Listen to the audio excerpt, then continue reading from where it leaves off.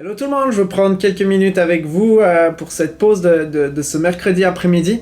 Je veux commencer par remercier toute l'équipe. Je ne sais pas si vous avez remarqué, mais depuis plusieurs semaines maintenant, à tous les jours, il y a quelqu'un de l'équipe de l'Église Le Phare qui vous présente une pensée biblique, un temps de réflexion, un temps de louange, un temps aussi d'amusement pour certaines fois. Puis je veux vraiment remercier toute l'équipe. Je suis très très reconnaissant d'avoir une équipe comme vous ici à l'église. C'est un privilège de pouvoir travailler ensemble, surtout dans ce temps où on est un peu plus isolé, on travaille chacun de chez nous. C'est un privilège de pouvoir travailler avec vous, puis de voir le nombre que vous êtes à être rejoints par ces capsules. Donc cet après-midi, j'aimerais remercier toute cette équipe. Vous remercier aussi vous pour votre fidélité. Vous écoutez, vous participez les dimanches matins, quotidiennement aussi, vous vous connectez. Je veux vous encourager, je veux vous remercier pour votre fidélité dans tous ces moments-là. C'est un privilège de savoir qu'on est ensemble, même si on n'a plus l'occasion de se rassembler ici à l'église. Et cet après-midi, je veux pas être long, je veux juste prendre quelques minutes. Je lisais dans mon temps personnel ce matin, je lisais ce passage de 1 Timothée 5, les versets 1 à 8, qui nous rappelle une vérité que j'aimerais vous partager cet après-midi, qui est fondamentale pour notre vie chrétienne, qui est tellement importante, puis qu'on peut avoir tendance à délaisser un petit peu.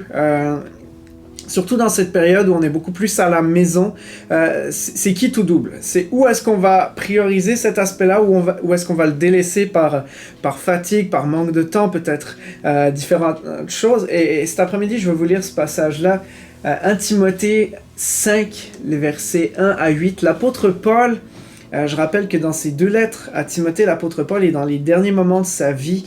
Il déverse son expérience pastorale, mais aussi son expérience de vie chrétienne, tout ce qu'il a vécu avec le Seigneur. Il partage ça à ce jeune leader qui est Timothée.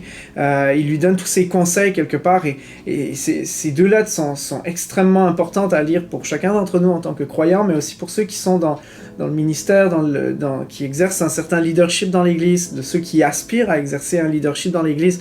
Très très important.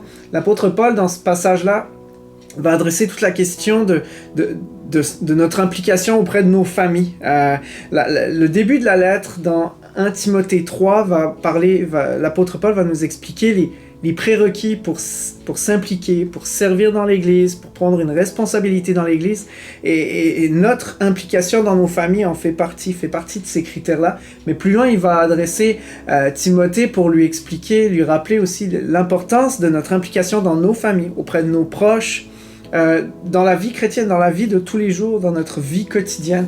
Donc il va dire ceci: ne reprends pas le vieillard avec dureté, mais encourage-le comme un père. Encourage les jeunes gens comme des frères, les femmes âgées comme des mères, celles qui sont jeunes comme des sœurs en toute pureté.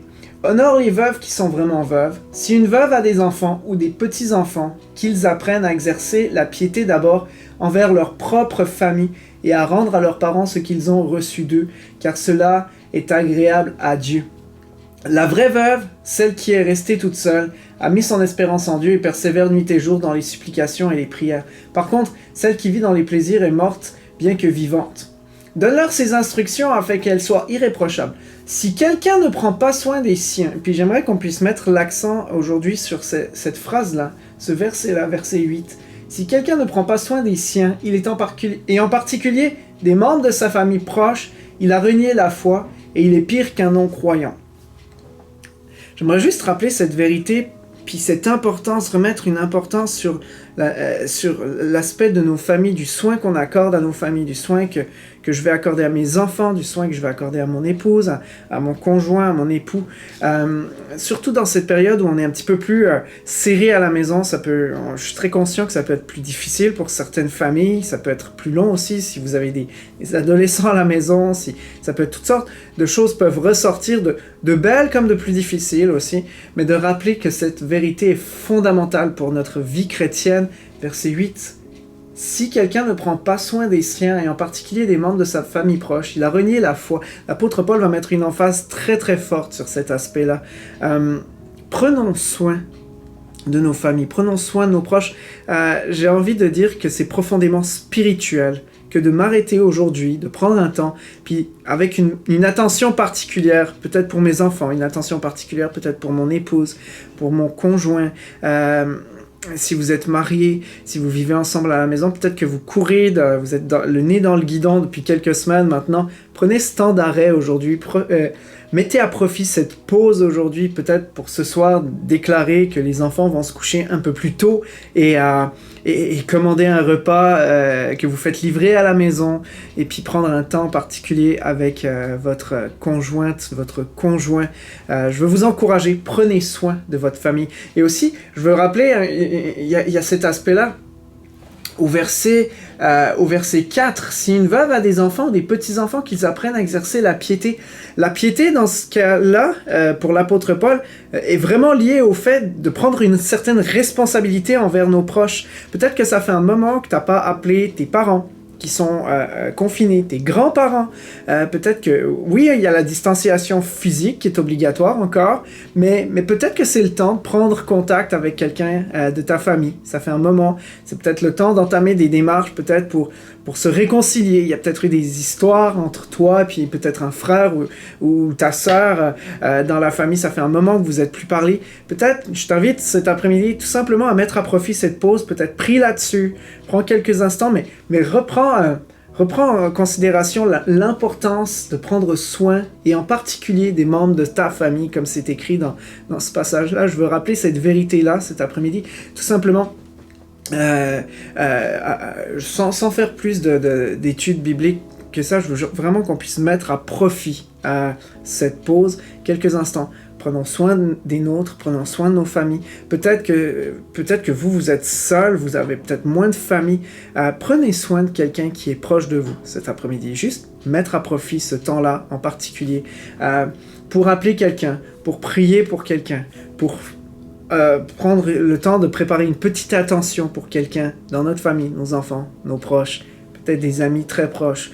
J'aimerais que vous puissiez l'appliquer vous aussi si vous n'avez pas de famille alentour de vous, que vous puissiez l'appliquer pour vous-même, ce passage-là cet après-midi.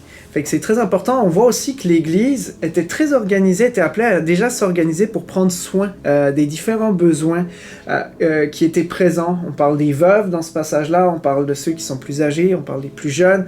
Fait que cet après-midi, j'aimerais vraiment qu'on puisse mettre cette emphase-là, puis on va se revoir dans les prochaines semaines. J'aimerais qu'on puisse reparler un petit peu de tous ces passages-là. Mais en attendant, je vous souhaite une excellente après-midi. Je veux vous rappeler qu'on prie pour vous, on pense bien à vous. On a hâte de pouvoir se voir la semaine prochaine en direct sur la réunion, pour la réunion Zoom de groupe Le Phare en ligne.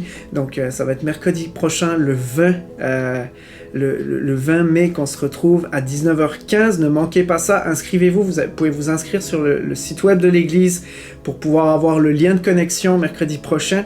Mais en attendant, je veux vous rappeler, on prie pour vous, on pense bien à vous. Et s'il y a quoi que ce soit, contactez-nous. N'hésitez pas à commenter cette vidéo, n'hésitez pas à commenter les différentes vidéos publications qui passent sur les plateformes de l'église. C'est ça, je vous laisse avec ça cet après-midi. Soyez bénis abondamment, vous puis vos familles.